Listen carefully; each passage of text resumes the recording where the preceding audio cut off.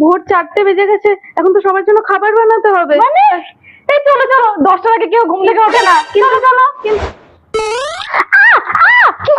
কি হলো? কি করছো বৌদি তুমি? না মানে ননদের পা ছুঁয়ে প্রণাম করতে হবে। মানে তুমি বাড়ির লক্ষ্মী, আমরা এমনি পাপিসাপি মানুষ, এসব করো না। মনে থাকবে? চুল নেই নাকি তোমার মাথায়? টাকলা নাকি তুমি?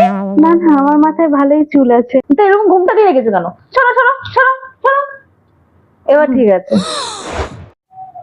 বৌদি, চলো মোমো খেয়ে আসি। চলো। মোমো খেতে যাবে? ঠিক আছে, চলো চলো। দাঁড়াও দাঁড়াও দাঁড়াও দাঁড়াও, কোথায় যাচ্ছ? এইভাবে যাবে নাকি তুমি? কেন, শাড়িটা খারাপ? দাঁড়াও দাঁড়াও, না এটা পড়ো, এটা পড়ো। এটা পরে? হ্যাঁ। কেন, মা যদি কিছু বলে? কিচ্ছু বলবে না, চুপ থাকো তো।